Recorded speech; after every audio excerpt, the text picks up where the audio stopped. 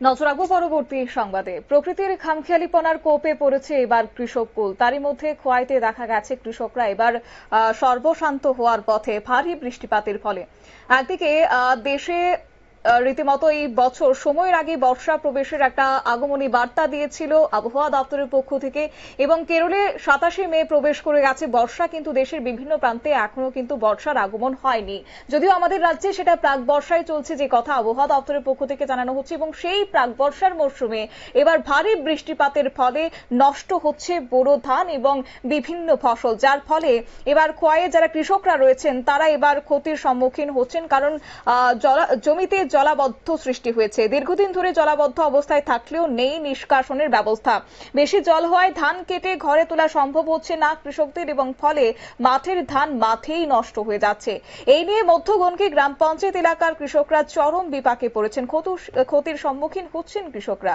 খোয়াই ব্লকের অন্তর্গত মধ্যগণকি গ্রাম পঞ্চায়েত এবং মধ্যগণকি গ্রাম পঞ্চায়েত সহ জাম্বুরা গ্রাম পঞ্চায়েতের একটা অংশ নিয়ে বিশাল বড় কৃষি মাঠ রয়েছে। এই মাঠে বোরো এবং আমন দুই ফসলের ধান চাষ করে শতাধিক কৃষকরা। কৃষি মাঠটি খোয়াইয়ের বরবিল হাওর নামে পরিচিত।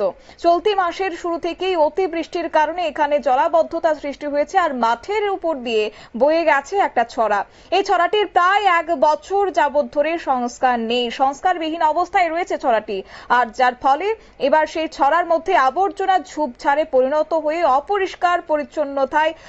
অপরিচ্ছন্নতার জন্য জল নিষ্কাশনের ব্যবস্থা অচল হয়ে পড়েছে, যার ফলে এখন কৃষকরা ক্ষতির সম্মুখীন। এই বিষয়কে কেন্দ্র করে কৃষকদের পক্ষ থেকে কি জানানো হচ্ছে, কেমন অবস্থাতে তারা এখন রয়েছেন, কি বলছেন তারা, শুনুন।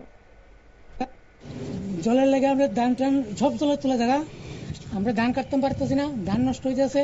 ড্রেনটা পরিষ্কার করবার লাগি অতি সত্তর আমরা বৈশাখ মাস থেকে তারা বেড়াতে পারতেছি, তারা কেউ শুনে না, খালি কয় হয় না, পরে পরে না, আগে এমন খালি করে।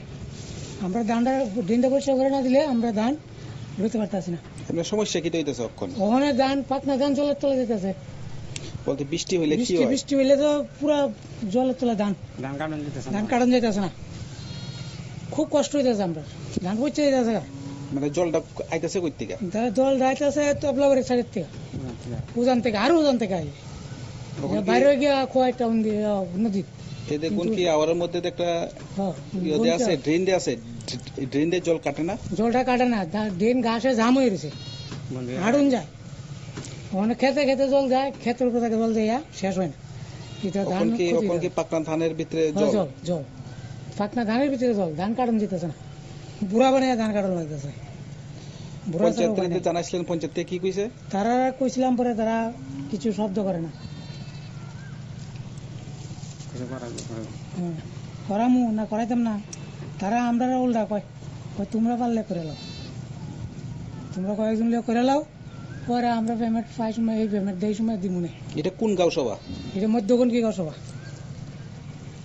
বড় বিল্লে আওয়ার তলমারি উজান থেকে জল আইতাছে, এটা আওয়ার তত যায় খোয়াইটা খোয়াই নদীত গিয়ে নামে, পানি যে নালাগুলা দি ঘাসে জাম হয়েছে, ধান খেত মধ্যে দিয়ে, ধান খেতে আওয়ারের মধ্যে দিয়ে যাইতেছে জলটা যাওয়াতে অনেক ড্রেন বইরে গেছে, ঘাসে বইরে থাকে। ড্রেনটা আমরা কইছি রেখা পঞ্চায়েত থেকে কইছি এই রেখা দিয়ে করাইতো, এটা অনেক করাইতেছে না। আমরা ফাঁকনা ধান বৃষ্টি পড়লই ডুবে থাকা, আবার ডুবে থাকা, জল তো যায় না ড্রেনে দিয়ে, ড্রেন জাম হয়ে বইরে থাকা। এই আর কি, আমরা এটা পঞ্চায়েতে অনেক কইলাম, এটা তো করই না ঠিক। এখন আমরা ফাঁকনা ধান কাটতে তুলতে পারতেছি না ওর থেকে, এই আমরা সমস্যাটা দেখলাম। জল ক্ষতিগ্রস্ত কৃষকদের প্রতিক্রিয়া আপনারা শুনলেন। অবশ্য কৃষকরা তারা জানিয়েছেন যে মাঠে সমস্ত জমির ধান পেকে রয়েছে, অথচ ধানের ফলনও খুব ভালো হয়েছে, কিন্তু অতিবৃষ্টির কারণে জলাবদ্ধতা সৃষ্টি হওয়ায় ধান জলে ডুবে আছে, নিষ্কাশনের কোনো ব্যবস্থা নেই।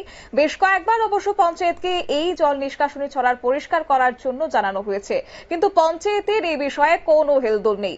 গত কয়েকদিনের ভারী বৃষ্টিপাতের ফলে জমিতে কাটা ধান জলের তলা থেকে এক প্রকার গাছের বুড়ো ধান সমস্ত ক্ষেত্রে নষ্ট হয়ে গেছে। কৃষকদের অবশ্য দাবি অতি শীঘ্রই যেন ছড়াটি সংস্কার করে দেওয়া হয়।